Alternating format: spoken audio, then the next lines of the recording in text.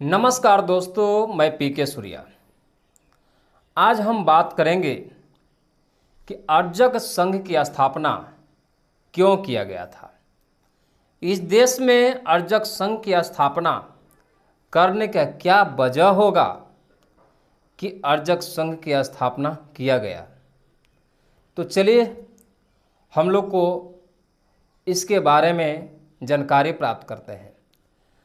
दोस्तों, एक शेर है, उठाना हाथ देकर निर्मलों को, उठाना हाथ देकर निर्मलों को, दबी आवाज़ का उद्घोष करना शोषितों की, करू प्रतिकार अन्याय जनों का, करू प्रतिकार अन्याय जनों का, चिपक कर जोंक जैसे खून पी रहे हैं।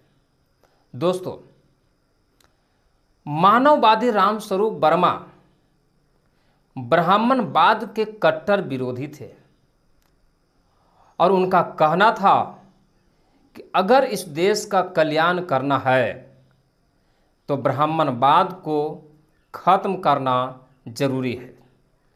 बिना ब्राह्मणवाद के खात्मे के बिना इस देश का कल्याण नहीं हो सकता है। ये रामस्वरूप वर्मा का वक्तव्य है।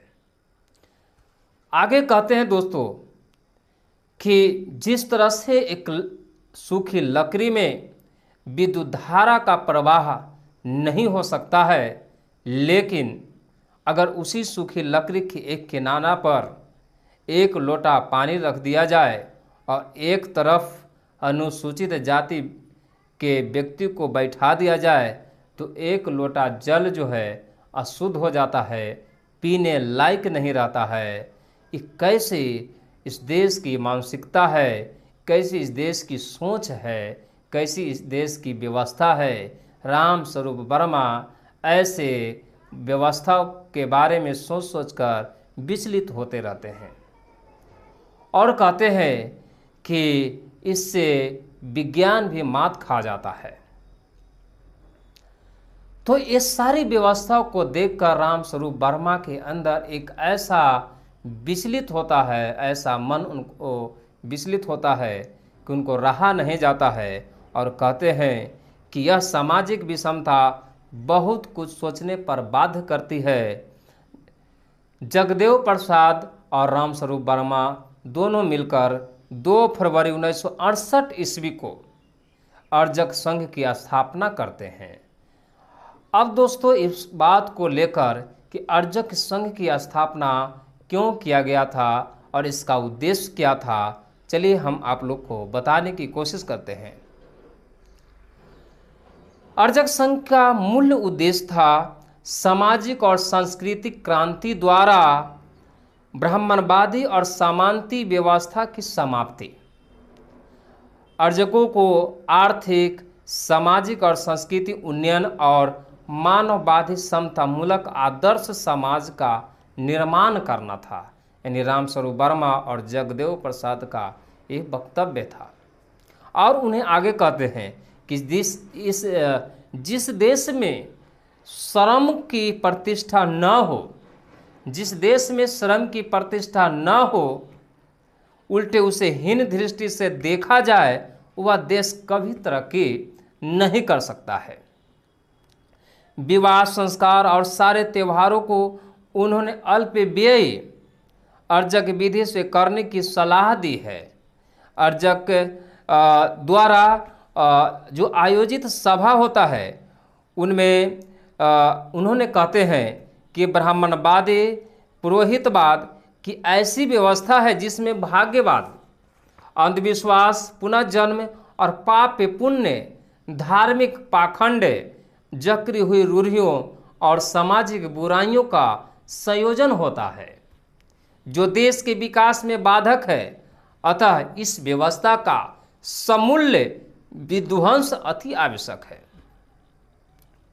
उन्होंने देश के सर्वांगीण विकास के लिए भाग्यवाद समाज की रचना पर बल दिया, जिसमें राष्ट्रीयता और धार्मिक सहिष्णुता मूलाधार है और जहां हिंदू, मुस्लिम, सिख, ईसाई जाति और संप्रदाय से ऊपर उठकर एक हो, यानी एक मानववाद, यानी एक भारतीय हो। कोई हिंदू मुस्लिम सिख ईसाई न हो।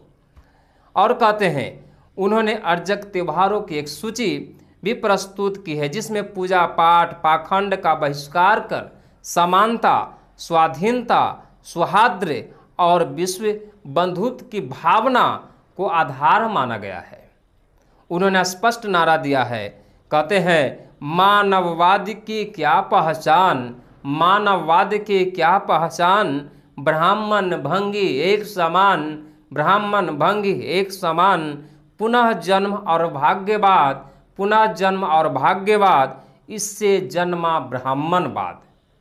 इस तरह से जगदेव प्रसाद नारा देते हैं। उन्होंने अपने मनोबल को हमेशा हिमालय की तरह ऊंचा करने, अपनी आत्मिक शक्ति को परखने और निर्भीक होकर जीवन के सभी क्षेत्रों में अन्याय और विषमता का विरोध करने के लिए गोलबंद होने पर जोर दिया है। इस तरह से उन्होंने लोगों को पाखंड, अंधविश्वास, ब्राह्मणवाद से बचने का उपाय बताते हैं। और आगे कहते हैं कि धरती की रचना पदार्थवाद के सिद्धांत पर आधारित है, अतः इसका रचनाकार कोई भगवान नहीं है। मनुष्य के सुख दुख के कारण में भाग्य और कर्म का हाथ कतई नहीं है। ये दोस्तों, ये जगदेव प्रसाद लोगों को मानसिकता को गुलाम की मानसिकता, गुलामी की मानसिकता और इस तरह से जकड़ा हुआ अंधविश्वास, भाग्यवाद, कर्म कांड से जकड़ा हुआ ये जो मानसिकता है, इससे दूर करने के लिए, इससे हटाने के लिए इस तरह से लोगों को समझाने का प्रयास करते हैं। ऐसे महापुरुष को हम दिल से नमन करते हैं।